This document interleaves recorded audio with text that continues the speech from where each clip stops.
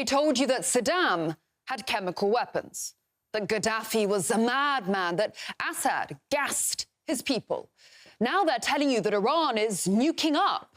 Well, they didn't tell you that Saddam was dumping the dollar, that Gaddafi dreamt of a gold-backed Pan-African dinar, that Assad switched to budgeting in euros, and that Iran? We've got Hezbollah being funded by Iran, correct? Correct. We have Hamas being funded by Iran, correct? Correct. We have the Houthis being funded by Iran, Correct. correct? We've got all the militias in Iraq. And we now have dead Americans because of the money being going back to Iran, correct? All roads go back to Iran. Well, not quite. All roads lead through Iran. Since ancient times, Persia has been a nexus of transport and trade. Slaves and spices, jewels and jade, gunpowder and gold. The Silk Road was a bridge between East and West. And Iran was the gateway. As then, so now. And just as there were bandits in the 1st century, there are bandits in the 21st century too. But instead of swords, they wield sanctions. And that has been the catalyst for Iran's renaissance, for its morphing into a linchpin of the new world order. And one of its pillars, the international north-south transport corridor, over 7,000 kilometers long. Ship, road, rail, the Indian Ocean linking to the Persian Gulf, the Caspian Sea, Russia, and onto Western Europe. Eurasia is embarking on a whole new voyage, and world trade is being remapped. As soon as this project is implemented, then accordingly, we will have a route and the possibility of deliveries both in transit to Europe and deliveries from Russia to the Persian Gulf. In fact, this is a global change in transport and logistics routes, and this project may become an alternative to the Suez Canal. 40% shorter and 30% cheaper than that man-made waterway through which more than $1 trillion in goods transit annually. And the first stop, the port at Bandar Abbas. Then the train north to Bafq, then on to Tehran, and then anywhere. And you know what you won't spot on the way? A NATO patrol boat, a US aircraft carrier, an RAF spy plane. This route lies beyond Western control, geographical and financial. When finished, the new link is expected to be completed in 2028. The resulting north-south transport corridor will stretch unbroken for more than 4,300 miles, out of reach of Western sanctions. It charts a course away from those waters dominated by the transatlantic alliance. It allows for settlement in national currencies. It strengthens the Russia-Iran-India triangle. It further integrates the 5 Caspian states. It gives Moscow a greater foothold in both the Persian Gulf and the Indian Ocean. And it marks a new era. For so long, Russia looked west, traded west, bet on the West. And 24,000 sanctions later, you could say that the gamble didn't pay off. Except wasn't it actually a clean sweep? Because the West has waned, and other stars have risen and will stay high precisely because of projects like these. BRICS countries are a driving force of worldwide economic growth. In the foreseeable future, BRICS alone will contribute the bulk of the global GDP increment. Our association is building upon relevant development platforms, including communication channels, technological and educational standards, financial systems, payment tools, and, of course, mechanisms for sustainable and long-term investment. As a result, the impact of external influence on the economic growth of BRICS members will diminish steadily. Essentially, this is what economic sovereignty is all about.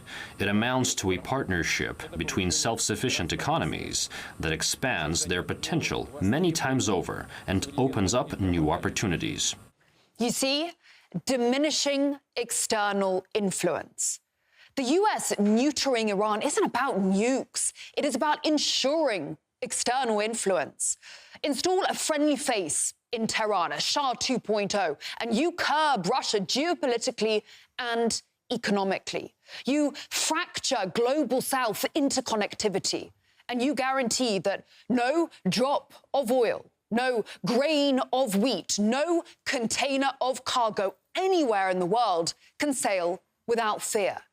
The US taking on Iran is about taking back control, the thing Washington is most desperate not to lose.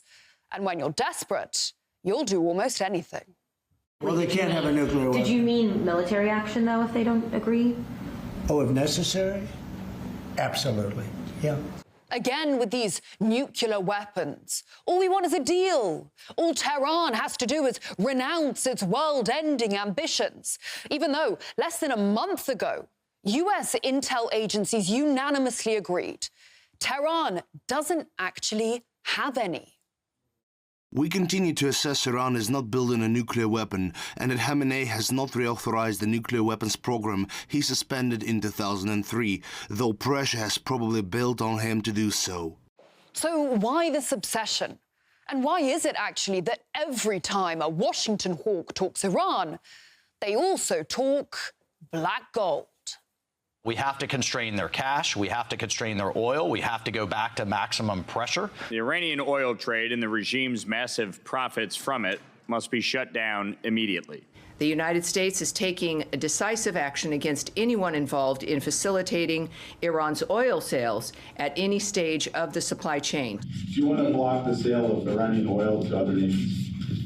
Well, we have the right to do that, and that's what I did before. We can, again, as I like to say, make Iran poor again. Then at the same time, they have our domestic producers push that up with the highest energy standards in the world. Iran's making exponentially more money on selling that oil that we're allowing because we've walked away from maximum pressure. Iran's total hydrocarbon reserves, so oil and gas, amount to 1.2 trillion barrels. But you can see 70% of that is still untapped, and they are still discovering more. But they can't do it alone. Now, Tehran and Moscow have just ratified a 20-year energy alliance. 2 vast gas fields, Kish and North Pars, will be developed, as will 6 more oil fields. Pipelines will be built, LNG terminals too. With annual exports of 55 billion cubic meters on the cards, which Iran can then sell on to whomever it wants, it will no longer be an isolated pariah. It will be a middleman, running point on the distribution of some of the most in-demand resources in this world, the ones that literally keep economies well-oiled. Iran will be a hub. Iran has the most reliable, safest, and most economical transit or swap route for crude oil, natural gas, and petrochemical products to Afghanistan, Pakistan, and the Indian subcontinent in the east, and Turkey and Iraq in the west, and to the international markets of the Persian Gulf countries. And are they going to be trading in the greenback? Well, I doubt it. Iran currently sells around 90% of its oil to China, and it gets paid in renminbi. 96% of Iranian-Russian trade happens in either the ruble or the rial. And around a fifth of global oil trade now happens without a single dollar bill swapping hands. Now, 2 giants are pooling resources and tapping the untapped. And you don't think that will shift the balance of power in the global market? You don't think the US is terrified about losing the authority to dictate whom energy is sold to and on what terms? We all saw the terror around Nord Stream 2. This is the same threat, but bigger. And it's bigger because of the precedent it could set. If they can do this with oil and gas, then why not wheat? Why not coal or minerals? It's got it all and is finding yet more. A whole other platform for commodities trading is being sketched out right now, and Iran is a key architect of it. But it's not the only one. And here is where we get to what all this is actually about. And it ain't Iran. Remember what I showed you at the start, Mike Waltz? Well, I wasn't totally honest with you. I might have edited it a little, because I wanted you to see the small picture before I showed you the big picture. All roads go back to Iran, but really, it's Chinese money that is fueling Iran, that is fueling terrorism. You see, the Islamic Republic is a bit of a jewel for the People's Republic. And in part, that is because of location, location, location. To its north, the Caucasus. To its east, Central Asia. To its south and west, the Middle East. It sits at the crossroads to everywhere. So little wonder it's a part of the Belt and Road family. Iran lies along the southern corridor, which runs from Xinjiang through 7 Central Asian countries to the Persian Gulf. It is the safest and shortest land corridor for Chinese goods to reach Europe. And it opens the door for Beijing politically and economically. In fact, Iran is facilitating Biden's worst nightmare. Let me state clearly that the United States is going to remain an active, engaged partner in the Middle East. We will not walk away and leave a vacuum to be filled by China, Russia, or Iran. But this isn't just about enhancing Beijing's clout in the Middle East at a time when U.S. credibility is at an all-time low. China's meteoric rise is thanks to what? Industrialization. Its industrialization is thanks to what? Energy. What kind of energy? Old-school fossil fuel energy. Since the 90s, more than 50% of China's oil imports have come from the Arabian Peninsula. But there's a catch. The majority of oil-producing nations there are close allies of America, an increasingly hostile and belligerent America.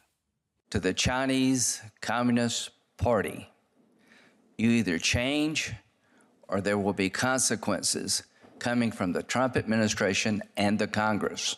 It's time for us to go on the offensive and abandon illusions about what kind of adversary we're faced. This is not a managed competition. This is a competition we must win. China has too much influence over the Panama Canal, and America's going to take it back. I say, and what I've learned and what I've seen in my long career, is China understands only one thing: the stick.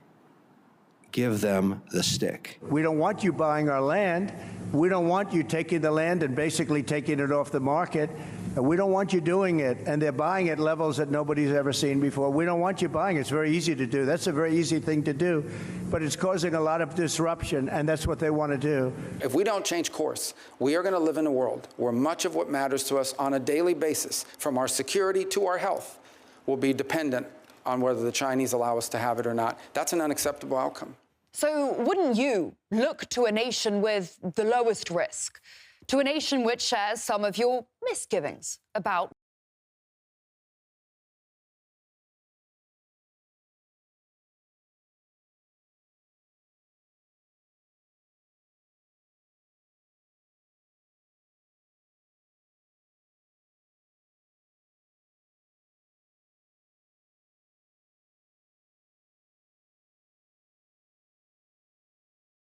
one who understands that your energy security is your economic survival?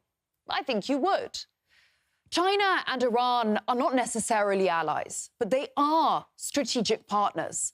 Theirs is a perfect marriage of geopolitical imperative and economic necessity. So, no, long story short, it's not about Iran. And next time Lindsey Graham comes out saying something like this: hit Iran. They have oil fields out in the open. They have the Revolutionary Guard headquarters you can see from space. Blow it off the map. Understand that what he's actually saying is take China out. Cut off its oil. Cut off its markets. Cut off its partners, its logistics, current supplies, long-term investments. Cut it all off. Lay siege to the nation in our rear-view mirror and do everything to make sure it never overtakes us. Because that's what this is, fundamentally. Nothing more than a refusal to accept that someone is coming for your crown. And we've been here before. In the late 60s, the US was in trouble. Inflation was high, unemployment was higher. And for the first time since 1893, it was running trade deficits. So what did it do? Tariffs. 10% tariffs. This import tax is a temporary action. It isn't directed against any other country. It's an action to make certain that American products will not be at a disadvantage because of unfair exchange rates. When the unfair treatment is ended, the import tax will end as well. Except it was against another country. 2 countries, to be exact. West Germany and Japan. Why? Because they dared recover from the war and even become competitors in textiles and electronics, iron and steel. Suddenly, the US was losing market share. So it did what it does best. My view is that the foreigners are out to screw us, and therefore it's our job to screw them first. A decade later, déjà vu. Japan was booming, the second largest economy in the world. And again, alarm bells rang on the Hill, doomsday predictions of an economic Pearl Harbor. And all the usual accusations followed. Unfair trade practices, stealing US intellectual property. Sound familiar? In fact, here's a blast from the past. The fact is that the world is ripping off this country. Germany is ripping us off big league. Saudi Arabia is ripping us off big league. France, I mean, they're the worst team player I've ever seen in my life. You look at what's happened. Japan for years. I mean, we're like a whipping post for Japan. I think that you have to be treated fairly by other countries. If other countries aren't going to treat you fairly, Larry, I think that those countries should suffer the consequences. Which is then what happened. Japan had a cap on how many cars it could ship stateside. A tariff was put on its motorcycles to protect Harley-Davidson. It caved and devalued the dollar to the Japanese yen, an absolute boon for the US. But that still wasn't enough. Reagan then put 100% tariffs on hundreds of millions of dollars worth of goods. And what happened? Well, boom to bust. The yen increased in value, so Japanese products became expensive, people stopped buying them, GDP barely grew. The lost decade, they called it, and the effects are still felt today.